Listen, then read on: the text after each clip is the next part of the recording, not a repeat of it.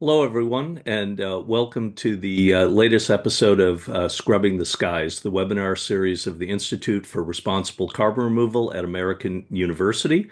The Institute focuses on helping to develop and implement the contours of responsible carbon removal at the national and international level, and we're a research center at American University.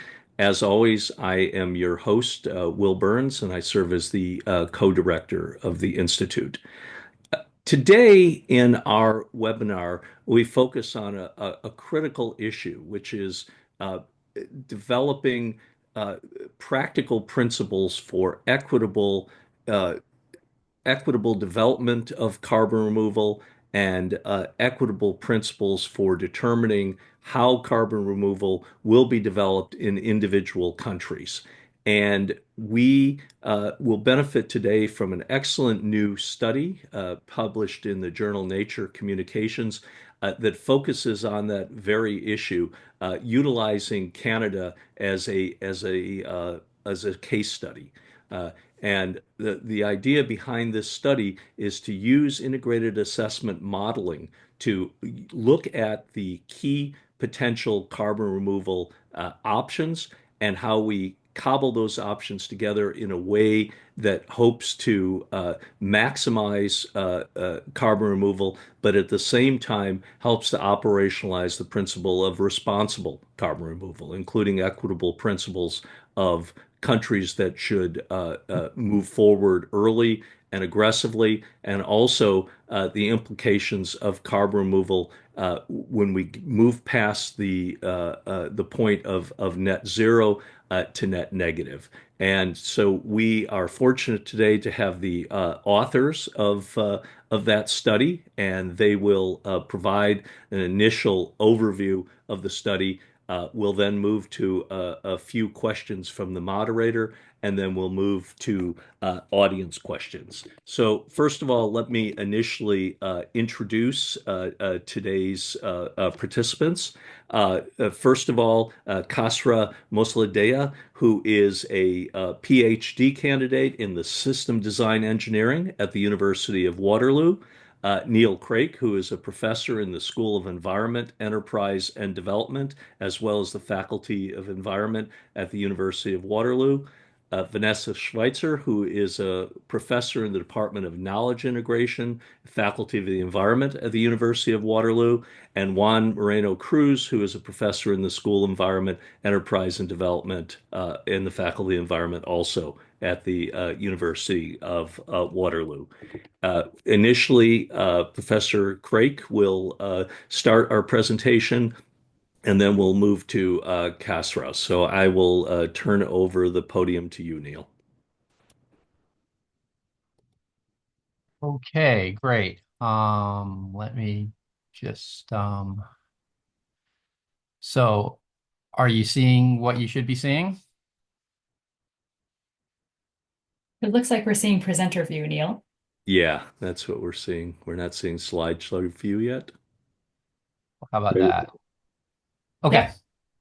Okay.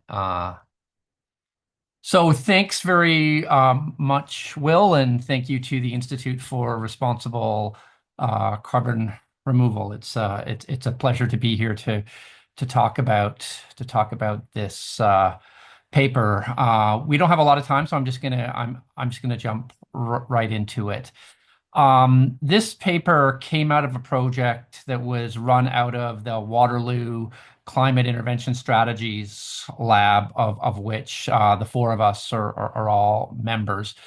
The study itself was funded by Environment and Climate Change Canada, and it was a study on direct air capture. And in that study, we were examining the for policy pathways for future deployment, where we're using scenarios coupled with decision-making tools that sort of better account for the deep uncertainty associated with understanding sort of long-term deployment of different forms of CDR and the kind of infrastructural needs that accompany that.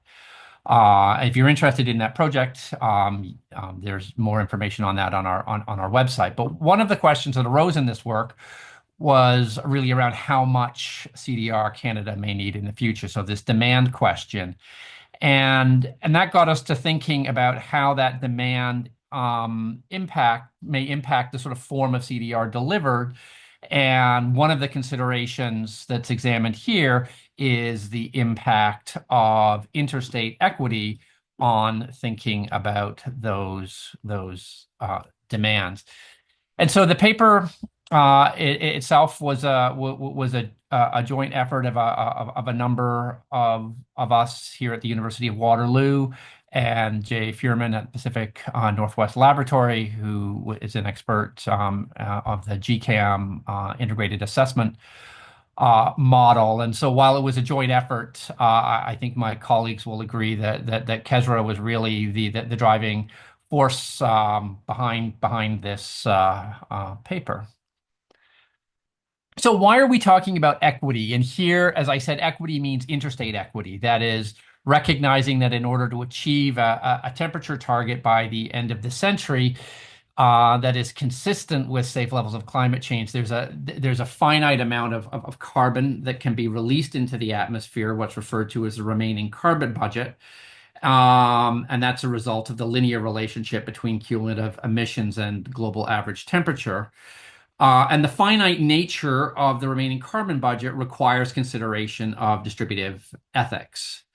And then given the small sizes of the remaining carbon budget as compared to current emission levels and trends, overshoot is anticipated will exceed the carbon budget, necessitating the need for a negative budget in the second part of the century. And I think all of you will be sort of familiar with these images.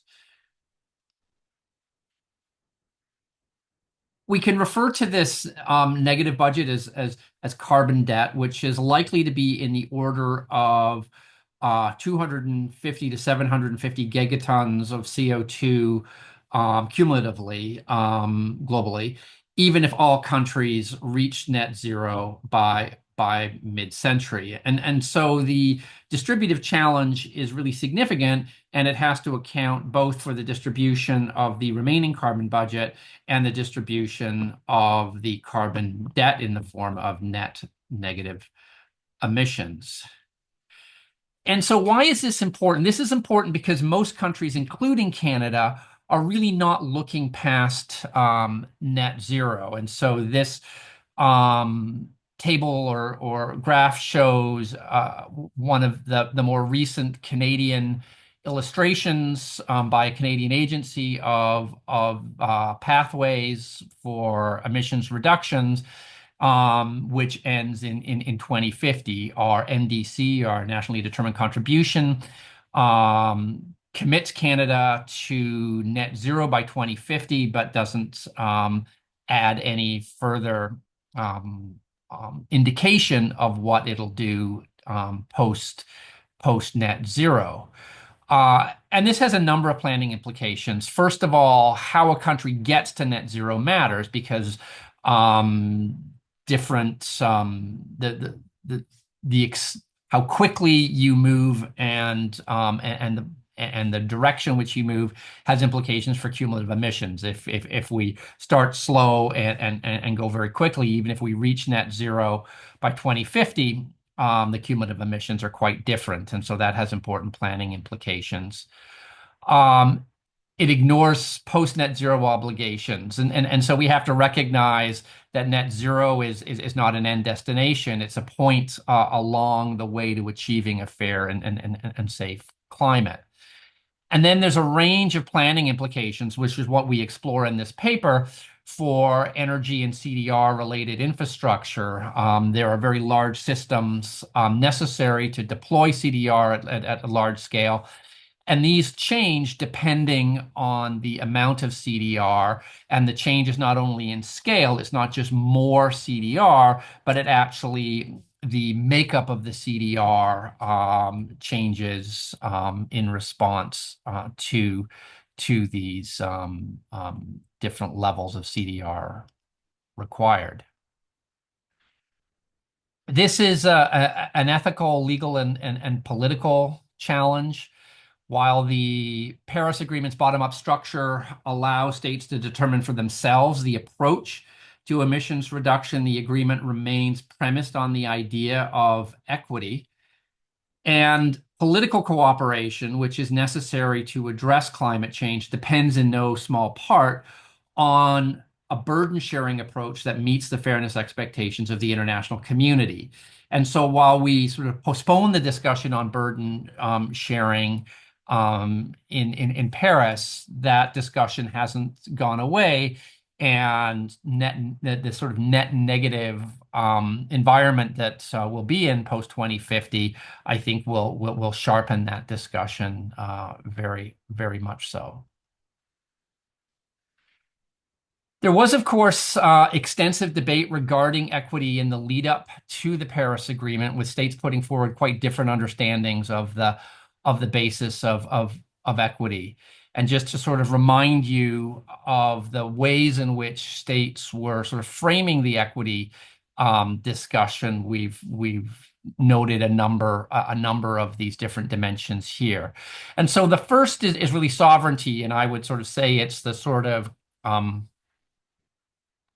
non-equitable approach to distribution, which would preserve the existing emission patterns.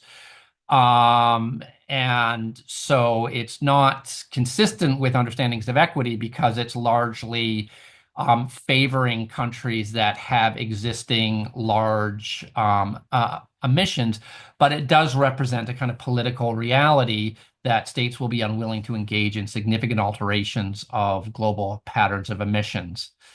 Equality, defined as sort of per capita, equal per capita emissions, represents a rights-based understanding of equity, whereby each human being has a moral right to an equal share of a global good. Capability accounts for the fact that states with greater economic and technical capabilities have greater responsibilities, and those capabilities are, of course, in some measure a reflection of past emissions associated with development.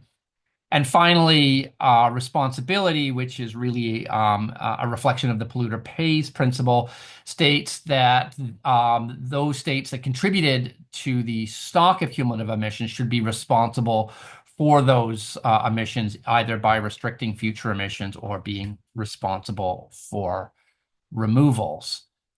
And so this takes us to a number of the key research questions that we examine in this paper. So what level of CDR might be required to address equity concerns beyond net zero, and what roles do the particular individual technologies play? And so what's the makeup of the portfolio of CDR? What are the energy and storage requirements for deploying CDR under equity-based frameworks? How might techno-economic and social uncertainties influence the role of different CDR methods? And so we do a number of sensitivity analysis that Kezra will take you through. And are the projected growth rates of CDR technologies historically unprecedented? In other words, is the amount of technology or CDR that we need and the rate of scale up, is it comparable to other examples of sort of socio-technical development, which we explore as well. And just getting into our methods of the study, the first part, and then I'm going to turn it over to Kezra. The first thing we needed to do to answer these questions was to establish the sort of baseline scenarios that we would examine, and the paper uses 4 baseline scenarios. So we have a sort of no policy scenario, which again we recognize is not an equitable scenario, but it provides a point of comparison, a sort of counterfactual that's useful when looking at the other scenarios. We have a net zero scenario, and so this is one where Canada achieves net zero by 2050, but does not do more. Again, this is not equity consistent, but again, it provides a good comparator with what Canada seems to be planning at the present time. Our 2 equity regarding scenarios involve different ways of capturing per capita emissions. And so one scenario uses equal per capita emissions. So it equalizes the amount distributed on a per capita basis immediately. And then the second one, PCC, equalizes over time. So using a sort of convergence function. So it doesn't equalize immediately, but equalizes over a set period of time. And that has an element of grandfathering in it, which of course is equity inconsistent, but again reflects a kind of political reality. Um, these two sort of basic scenarios fail to capture the sort of other dimensions of equity. And so we adopt some scenarios that were further qualified by Villegas et al., which add further dimensions. Slightly different than the dimensions I discussed, but incorporate historic dimensions from 1995, and then account for the benefit of emissions pre-1995. So it's a slightly different set of equitable considerations. Sort of historic emissions from 1995 on is premised on the idea that you ought to have known better, and pre-95 recognizes that there's still a benefit that states are receiving from those pre-1995 emissions, and it's calculated in a slightly different way. And then the scenarios also include a sort of minimum basic needs function, so sort of subsistence emissions, sort of recognizing the equitable dimensions of that. So I'm going to turn it over to Kezra now, who will talk about the technical aspects of the study. So over to you, Kezra. Thank you so much, Neil, and thanks everyone for joining. So let me just share my screen here. Okay.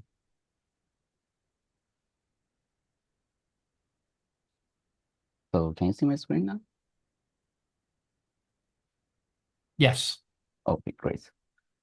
So for the purpose of this study, we use Global Change Analysis Model, or GCAM, which consists of 6 main modules: energy, agricultural economy, climate, water, and land use. And I should also say that the main version of the GCAM has been developed and maintained by Pacific Northwest National Laboratory. And we used a specific version of the GCAM that was customized by Furman and colleagues in 2023 that adds a few other CDR methods such as enhanced weathering, biochar, and also direct ocean carbon capture and storage to the CDR portfolio of the main GCAM code. And for GCAM, GCAM represents like board, the energy and economy components of the GCAM represents board in 32 regions. And one of those regions are Canada, and some of the countries are aggregated into one region, but Canada is a separate one. And that enables us to both incorporate Canada-specific climate targets, such as the negative emission targets that we are feeding into the model, and also get the country level results. And with that said, I would like to dive into to see the modeling result, how much CDR is going to be required for those both the baseline scenario, net zero scenario, and those like equity informed scenario. So first slide is about the emissions and removals by sector. As you can see in this slide, in the left, you are seeing the no policy scenario that mostly acts as a unconstrained baseline where no emission targets are in place and even the existing climate policies are lifted. As we can expect, there is a slight increase in the total emission when looking at that scenario, and that is more acting to just compare with other scenarios and no other uses. And we are seeing the net zero 2050 scenario at the right side of the slide. When net zero scenario does not incorporate any equity consideration, it is just basically the Canadian current climate target that achieving net zero CO2 emissions and GHG emissions by 2050 and maintain that for the rest of the century. So as we can see in the right figure, the total positive emissions decline from the current levels of 16 megatons of CO2 to around 150 megatons of carbon. And then that would be compensated by different CDR methods, but mostly by the biomass-based CDR ones at 2050. And by time, when we go later in the century, we can see other CDR methods such as enhanced filtering and direct air capture are also coming into play. And that's also like we are seeing a slight increase in the residual emissions that might come from different reasons, such as like the population increases, also the GDP of those shared socioeconomic is increasing, but also it could be availability of the cheap CDR methods, so the model is like losing the pressure a little to just like allowing more emissions. But the total emission is basically net zero for the rest of the century. And then when we look at the moderate equity-based scenario, the PCCQ scenario at the right, and compare that with the net zero scenario, because PCC recognizes that Canada has a carbon debt of around like 6.7 gigatons of CO2 starting 2050, it is trying to like repay that through additional CDR deployment. As a result, we can see that the scale of CDR and particularly direct air capture and enhanced weathering increases significantly, roughly like doubling or tripling in this scenario. For instance, by 2100, the direct air capture deployment is about like 200 megatons, whereas in the net zero scenario that does not account equity is around like below 100 megatons of CO2 removal. And that was a moderate equity-based scenario. And we also have the EPC scenario that is like uh, a scenario where Canada wants to contribute like to negative emissions like around like 16 gigatons post net zero. So when we compare that EPC to the PCC, we can see that even the residual emissions are lower in that scenario. That means that the model is trying to maximize decarbonization and use the available CDR methods mostly for the negative emissions targets that we put in the model. And as a result, that we can see the CDR demand is also like much higher than the PCCQ scenario. For instance, like direct air capture by 2100 is removing around 300 megatons of CO2, and also enhanced filtering around like 100 megatons. And the other point about these, like comparing PCC and EPC, although like the negative emission targets are much stricter in EPC, we are not seeing so much change in the biomass-based CDR methods deployment when transitioning from PCC to EPC. And that is because of the like those like sustainability thresholds that are associated with those CDR methods, and those thresholds have already been achieved in the PCC scenario. So when we transition to EPC, we are seeing like a bigger role for other technologies. So far, we talked about like the scale of removals and the decarbonization, but we should also keep in mind that like CDR and energy are like have a very like complex relationship. For example, like some of the CDR methods, such as direct air capture, require energy to operate. Some of them produce energy, such as bioenergy with carbon capture and storage. And also the emissions associated with energy production affects how much CDR you might require to compensate for the residual emissions. So in the next two slides, we're looking at the primary energy production and also the final energy demand. Starting with primary energy production for the PCC and the EPC scenario, overall, we can see an increase in energy production with a stronger emphasis on biomass with CCS, renewable energy expansion, and also nuclear energy. Oil consumption decreases slightly, but still oil and gas sector playing a significant role by the end of the century. But later in the slides, we would like show you the alternative energy portfolio and and its implications for the CDR. And the final energy demand. We can see that we observe a significant increase in the electricity use for both of those scenarios, and the natural gas and the refined liquids decline around 2050. But again, we are seeing a rise by the end of century. There could be a couple of reasons for that. Some of that might come from the fact that some of these CDR technologies require energy to operate, but also the availability of CDR. It might also help the model to, again, like loosens the pressure and like allows like some emissions. And also like, again, like the overall energy demand population and the GDP growth is like also increasing by the end of century. So the demand for energy services are increasing. And this figure also highlights the amount of electricity and natural gas that are required for CDR and specifically direct air capture. And the numbers I'm going to tell you the numbers to get a sense how much of that energy is. For example, in EPC, by the end of century, like 30% of the natural gas consumption is dedicated to direct air capture, one of the variants of the technology that needs that high temperature thermal energy. And also 9% of the total electricity generation is being used for direct air capture. And that means that like tax heavy reliance on energy infrastructure and the importance of ensuring that this does not compete with other uses, other like direct uses of those like clean energy resources. So we talked about the energy CDR, like the scale of CDR. That is also important factor is the scale is the amount of CO2 storage that you might need in future. It applies to some of the CDR methods such as direct air capture, BECS, but it also applies to the CCS, carbon capture and storage from point sources.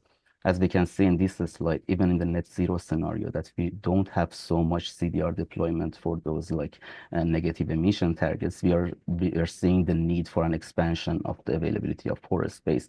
Mostly those porous space would be required for industrial CCS and also fossil fuel electricity and CCS. But when we move to the PCC scenario, which was again like a moderate equity-based scenario, we are seeing an increase in the total storage requirements. And going to EPC, which is like the most ambitious equity-based scenario, we can see that the need for geological storage might reach around like 800 megatons of CO2 removal by 2100. And to just get a sense how big this number is, the current total emissions in Canada is around like CO2 emissions is around like 600 megatons of CO2. But like overall, even in the net zero, we were seeing that there is a need for expansion of geological storage infrastructure. So regardless of considering the equity, that could be also one of the things that government of Canada should consider. Uh, we did a bunch of sensitivity analysis scenarios in the paper, like on the cost of technologies, availability of biomass, also on whether to consider land use as a carbon sink or not, and the implications of that. But here in this presentation, I would just like focus on one of those scenarios, which was STC or socio-technological change scenario. And this scenario basically represents a shift toward like greater and renewable energy adoption, no further expansion of nuclear power, and also deep decarbonization of the transportation sector. And also this transition is driven both by the technological advancements and societal choices, such as like increased interest from society to use public transportation rather than personal ones. And we also prevented the model from deploying one of the variants of the direct air capture technology, which was using natural gas to further reduce the reliance on fossil fuels and see like what would that scenario look like. And as we can see in this slide, at the left, you are seeing that most ambitious equity-based scenario, the baseline version. And at the right, you are seeing this new version with that massive socio-technological change and not having that natural gas variant of the direct air capture available in the model. But what you can see is that the residual emissions, the area above the x-axis, has decreased when thinking about these alternative socioeconomic scenario. But still, the demand for CDR is significant because like the main role for CDR deployment in the model is for equity purposes and reaching those negative emission targets. And that means that regardless of how much you are going to decarbonize and minimize your residual emissions, you still need a significant amount of CDR for to contribute in an equitable way to realize that 1.5 degree or 2 degree targets. And that is also, as I said, like the energy portfolio of these, like this STC scenario is much different from the baseline scenario. You can see that the renewable energy expansion is much larger. There is a smaller role for the oil and gas sector by the end of the century. And also the total energy production is smaller in the STC scenario compared to the baseline scenario. And that is because of the fact that it is not it is not just about like changing the supply side of the equation, but also like a demand. The society that we are trying to describe in this scenario are much less reliant on energy services. And that would be the last slide of my results. So IAMs have been like criticized for a while about like the growth rates that they project for technologies, including CDR, are sometimes unrealistic or unprecedented. So to address this concern, we basically did a comparative analysis of the average growth rates of individual CDR technologies against historically adopted technologies in Canada. For like the second part, we used the hash data set developed by Nemeth and colleagues in 2023, which tracked the historical adoption of different technologies.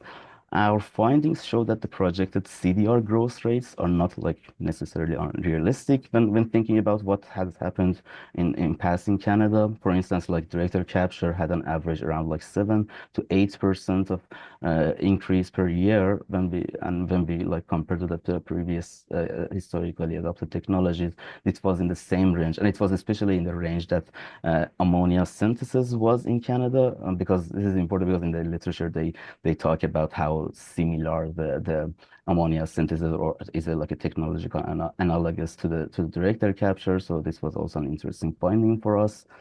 And this does not mean at all that like a scaling up of these CDR technologies will be straightforward. And we know that there are still major technical, economic, and infrastructural challenges. But it just suggests that there are such growth rates that happened previously, and maybe there are some lessons to learn from them and try to apply also to this novel sector that is being shaped these years. And the key takeaways. So first, we know that like net zero is not enough for many countries, such as Canada, that has a higher responsibility for climate change. And the second one is that justice matters. How we think about equity affects how much CDR we might require post net zero. For example, just thinking about the difference between the results of the PCC or the EPCC, which are like representing different school of thoughts about burden sharing principles. And also there are, although we are talking about post net zero, but some of those decisions should be taken now around these CDR methods. So it should be, we should be thinking about those like distant future, even in our like current near-term decision making. And there are some low regret policy choices, such as the geological storage, as we saw even in the net zero scenario. There is a significant expansion of that for the requirement of the storage. So, like government of Canada should invest on that. And there's also a point on like balancing the global and local equity. In this slide, we were mostly talking about the like the international, those distributional dimension of the equity, but like there are there might be environmental, social, and economic risks behind each of these CDR methods. So how you are going to like manage that like is also a question. And for future studies, like in this study, we just focus on the CO2, but because of the carbon budgets that we saw in the literature, just incorporate the CO2 emissions, but maybe like other non-CO2 greenhouse gases could be also be thought in the future studies. And also how different net zero pathways influence the post net zero CDR burden, like the shape of the curve that reaches net zero that also affects the cumulative emissions to the point of net zero, and then in turn that affects how much CDR we might be requiring after that. And at the end, I would like to see like a global studies, because currently like the IAMs like global studies mostly like use the least cost pathways approach to distribute the CDR deployment among different regions. But it would be good to see like those like 1.5 scenarios or like well below 2 degree scenarios that like distribute the CDR based on different burden sharing principles. And yeah, thank you so much for listening, and I would love to hear your questions and feedback. Here is also my email if you want to like reach out later. I would be happy.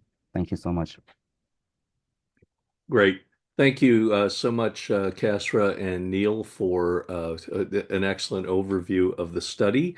One of the things I want to encourage our audience now is to start populating the Q&A box so that we can have some good discussion after. I ask a couple of initial questions. So I'll move into those, and then we'll move to audience questions. So one of the things I'm very interested in equity issues, right? And I'm interested in the one of the ideas that you presented here and that others have presented, that there can be parallel considerations of equity and justice with CDR deployment, right? That in comporting with principles of international justice, right, in terms of a individual state's obligation in terms of carbon removal, whatever way we define that, it's possible that that inequities may develop at the national level, right, where we disproportionately site facilities in certain areas where it's easier because with vulnerable populations perhaps not fighting back or land use considerations and so forth. I was curious as to how you think we should, if we face those kind of choices, how we balance those equities in terms of operationalizing carbon removal in Canada or beyond. And this can be directed to any of you, obviously, that were involved in the study and looked at those issues. Um, I can start and others can jump in. Um, I mean, first of all, it's just good to think a little bit about what we mean when we're talking about intrastate equity. So we were talking in the study about interstate equity, and then within the state, and I would say there's probably two dimensions. I mean, two broad dimensions in Canada, and so one is the equity between marginalized and non-marginalized communities. And in Canada, marginalized communities are often Indigenous communities.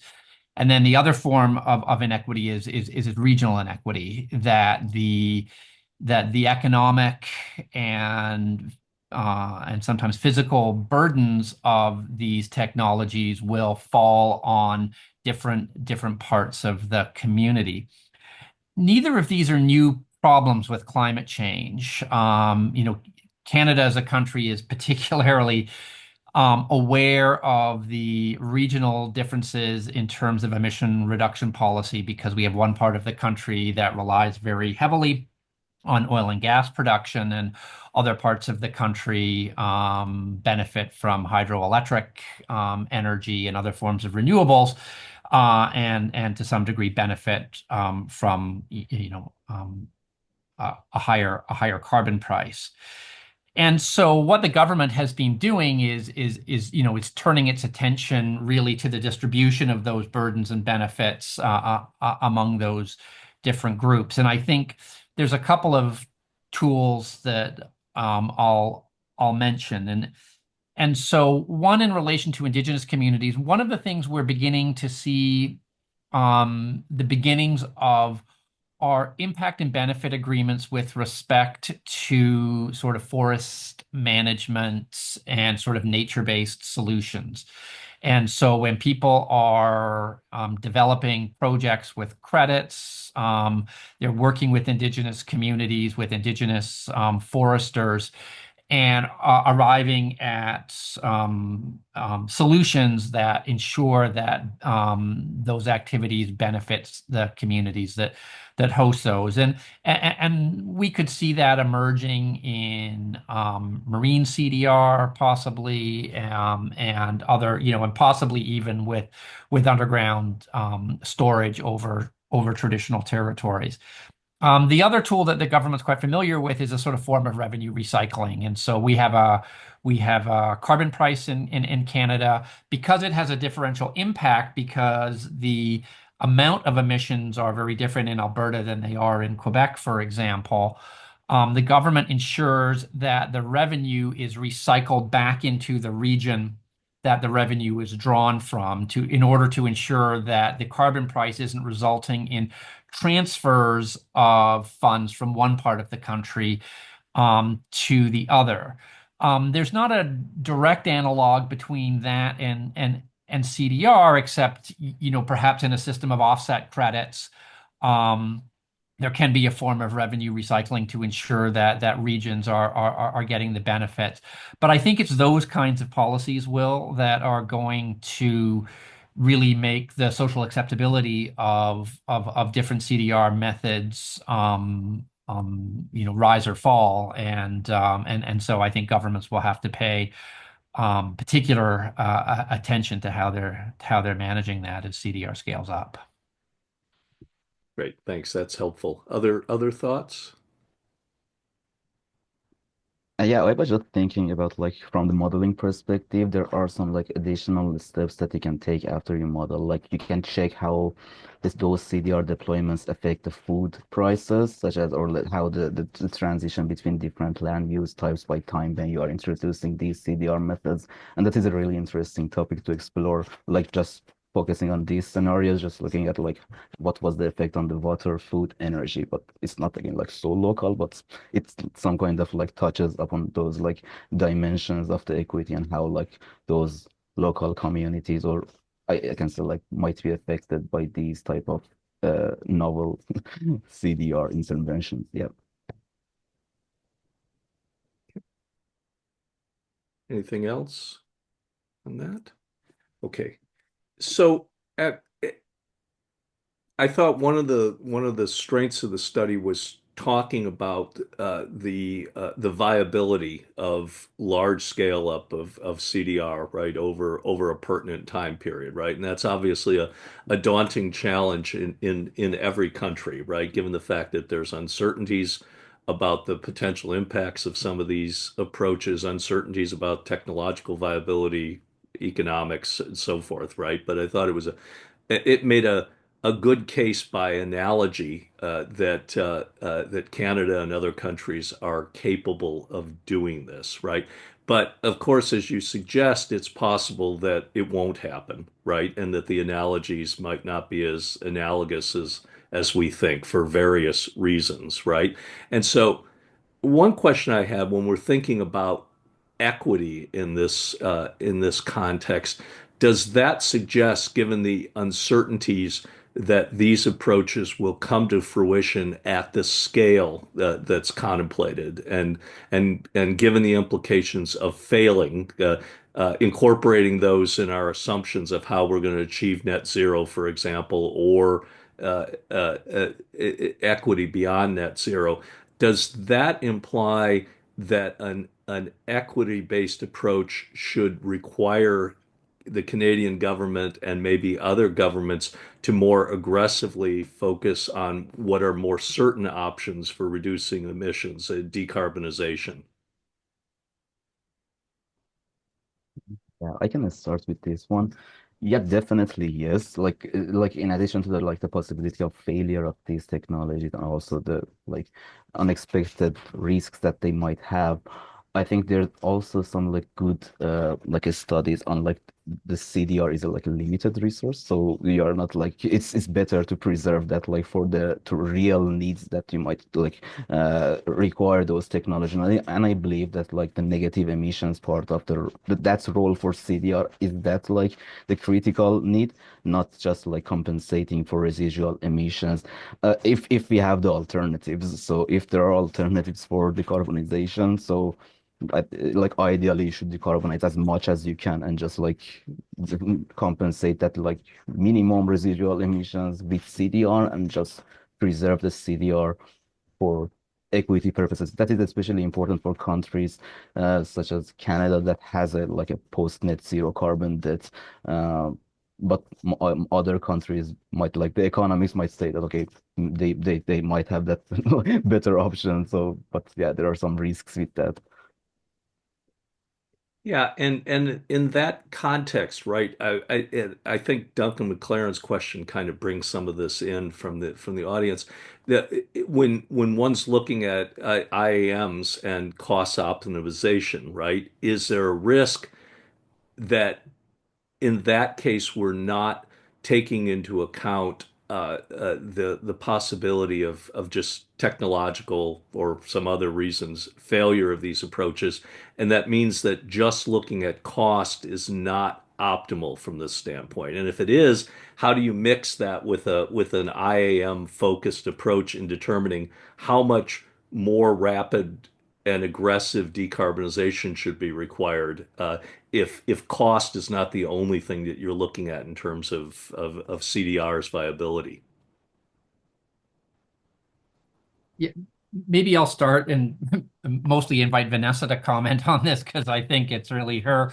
But one of the things we've been doing in the direct air capture project is really thinking about these different drivers, beyond cost, and so social acceptability, the kinds of things that will impact those. And then, and I think we're beginning to explore, are there ways in which we can use sensitivity analysis to capture some of those variables in ways. So what can we use as a proxy for kind of low public acceptability that we can actually input into a quantitative model? I don't think we have the answers to that right now, but we're certainly thinking about them. One of in a different project that Vanessa and I are thinking about is thinking about how to incorporate legal norms into scenarios, and so there's different choices and futures. Different legal futures will drive some of these technological futures, and can we actually think about modeling those? But I'll maybe invite Vanessa to comment as well. Yeah, thanks, Neil. And so that's where this is a very good question, right? I think it reflects the limitations of looking at only one kind of modeling output. And as Neil was saying in his opening remarks, when we undertook this study, it was in the context of a bigger study, a bigger multi-model study where we are trying to divide the labor between models, where we're recognizing that integrated assessment models are really good at doing cost estimates, but they're blind to other factors that might cause complications when you're trying to develop like a multi-year strategy. That's where perhaps at another time we'd be able to talk about kind of the wider context for this project, where we are looking at those other qualitative factors that Neil also mentioned, things like public acceptance, and in separate studies, how the legal environment might also change, and then start to influence what policy options are perceived as being viable, and also trying to use some approaches for decision support, namely trying to help decision makers actually visualize a way that they might be able to monitor things like changes in political will over time, and how that might signal that certain policy options are becoming unpopular, and how a decision maker actually also needs to stay fully aware of what are their different policy options. Does it make sense to switch from one policy option that looked like a good idea in the past 2 years, but maybe they need to switch into another strategy? That's a different kind of modeling approach that goes beyond the information you can get from a single or even just integrated assessment modeling as a paradigm. So yes, we are in the work that we're doing out of our lab, we're trying to also better identify how different models sort of can divide the labor of understanding these uncertainties and trying to make decisions under these uncertain environments. Great. Thanks for that. Yet another layer of complexity. So, okay, I'm going to move to audience questions. First from Hamid. In your study, how do you account for the temporal dynamics of carbon dioxide reabsorption associated with biomass combustion? Specifically, did your modeling consider the potential delays in carbon sequestration when utilizing forest biomass, where reabsorption can span several decades to over a century? And how might these delays impact Canada's carbon removal obligations under equity principles? Yeah, thank you so much, Thomas, for the question. I think that's an excellent point. I think there was a need in the paper to have such a sensitivity analysis on those type of uncertainties, but currently we didn't do anything about what GCAM a land module does when thinking when incorporating the biomass from the forest, and I'm not sure how the temporal difference it is like from the time that it gets the biomass to the time that it's again grows and uh, would look like in GCAM, but I should take a look at into that, and maybe for future studies, I should do a sensitivity on that topic too. Thank you. I had a kind of a question related to that, Mm, which was you indicate that at least in early stages, land use carbon removal, right, mm. is important, but of course it doesn't get you like for like permanence, right? So what role do you see for land use, and why is it important that we also incorporate land use into carbon removal, and how do we make the transition in that model to permanent solutions? Yeah, what we did initially we excluded the land use from the model. Like we didn't allow the model to use land use to as a negative emission source because what we found that it's very cheap, and GCAM is very interested in deploying so much of Yeah, the sure CDR is. by land use that could not be happen in reality, especially considering those climate change impacts that are also again releasing the CO2 into the atmosphere, the wildfires, and also looking at the past land use data for Canada's some of them are just showing the positive emissions in the previous years. So we were not so optimistic about having a negative land use, and especially at the scales that GCAM was trying to project. But what we did, we in a sensitivity analysis scenario, we considered okay, what Canadian studies are counting for carbon removal by land use by 2050 is around 50 megatons of CO2. So when we added that that's exogenous assumption to the model, there was a small decrease in the reliance on more novel CDR methods, which and we just reported back how our results changed. But again, considering that at 50 megatons of CO2 removal by land use, if they can with forest management practices, if they can achieve that target, so that's great because they're basically avoiding deploying some novel technologies with some unexpected unknown maybe impacts. But yeah, but overall when incorporating those equity based carbon debts, the contribution from land use in the long run, it's not so significant comparable to that scale. All right, thanks for that. Next question to from Attila Usel, and my apologies if I am mangling your name. Uh, could you speak a bit about constraints in domestic CDR supply versus how much would need to be imported, still under equity considerations? Yeah, sure. That's a great question. The version of the GCAM that we use does not have the trade option available. So any target that you set on one region, it should be supplied in a domestic way. So all of the CDR that is being deployed in our model, in our paper, is being supplied. Basically, it was developed in Canada. But I know that there are some IAMs or also some GCAM versions that allow you to enable those trade options. For example, a country that doesn't have that carbon debt but want to participate in the CDR market, there might be some money transfers to enable those markets. Yeah, but that is very good also in the future studies. I said that in the paper that is a very good area to explore the trade between the countries that have the CDR potential but do not need that.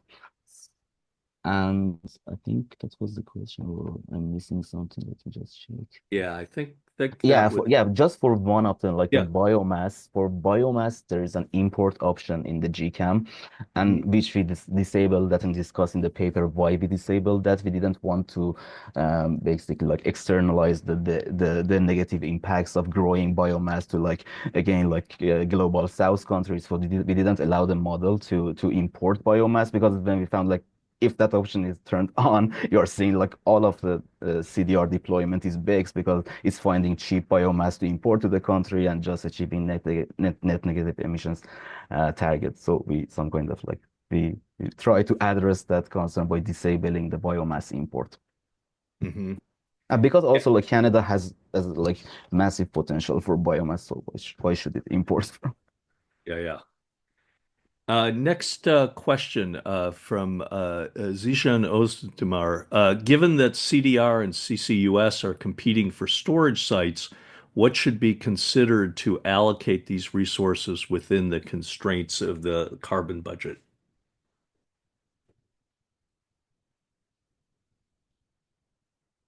Neil, do you want to go or I should? Yeah, I mean, we've been giving a fair amount of thought to this and have certainly flagged this as as a concern for direct air capture, and who's developing underground storage becomes important, as does ownership. Um, I mean, I guess the question is, are there other considerations other than basically offset credit prices that are going to drive the amount of relative emissions between sort of technological CDR and CCUS? Uh, yeah, I don't have a clear answer, except I think over time the government's going to have to think about um, principles of allocation, um, and who owns the pore space. And it's complicated in Canada because different provinces' pore space is owned differently. And so there's more allocative room in a province like Alberta, which owns the pore space and can actually make public policy decisions around who gets to use pore space based on strategic decisions. That might also be the case with offshore pore space in Atlantic Canada. In other parts of the country where the pore space is actually privately owned by the surface owner, and unless there's a really radical change in property law policy, I presume that will really follow the sort of cost model and the investment model. If you have an emitter investing $1 billion in a complex CCUS they're going to want to ensure that they have the pore. You're not going to want to find out in 10 years that the government's reallocated pore space. And so it's quite a long-term planning decision. So a great point, Attila, that I think people are beginning to think about. But yeah, I'm not aware of any clear principles being developed at this point. Yeah, you let yet another concentric ring of complexity, right? All the pore space things. So we're facing the same thing here, of course. So Yeah. in the United Yeah. States. Um, so I didn't want to step on Duncan's question by incorporating it in my question before. So I want to circle back because I think there's other implications for it. And I think this will be our last question. Duncan says, it's great to see the implications of equity quantified. Can you tell us what risks you see in using such a cost optimization modeling technique to generate this analysis?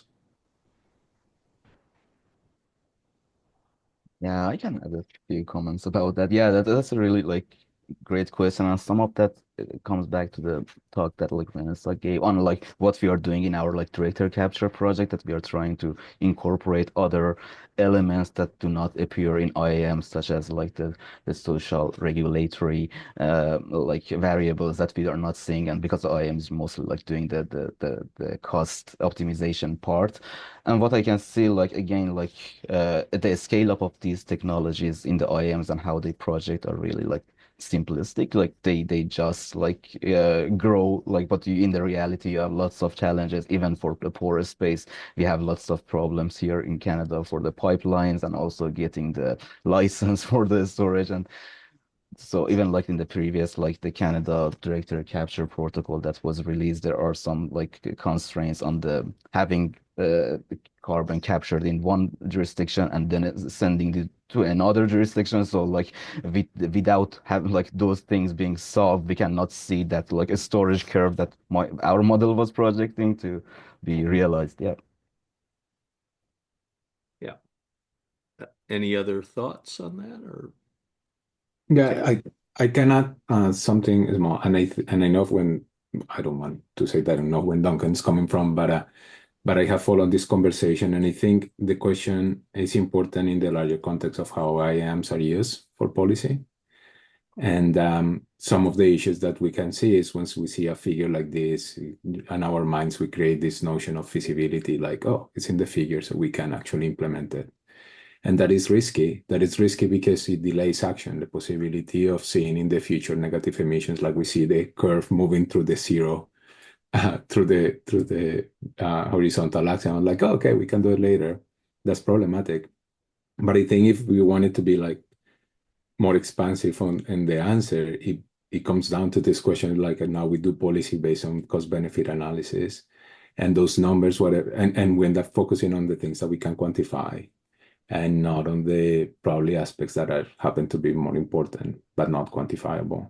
And I think this is not unique to our study, of course. It's in generally a problem of how people are using integrated assessment models and the output of integrated assessment models to actually inform policy without um, criticism. The IPCC does this, for example, so this is not new. And another important thing here for the way for answering our specific case is that is kind of done in isolation from other possible interventions. So it's hard to actually think of what is happening, let's say, to other mitigation options in this context. No, so it kind of detaches the CDR question from, sorry, the CDR question from the larger climate policy question, and those are important considerations. Again, not unique to our study, but important caveats every time we see the simulation models like being printed and read. Great.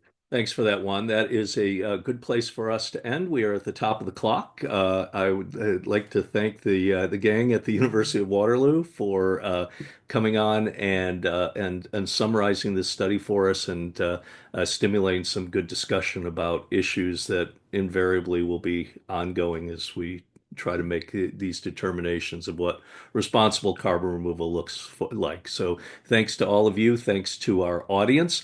Just a reminder, we'll be back next week with a webinar that focuses on CDR FYI's 2024 survey of carbon removal, buyers and sellers and trends.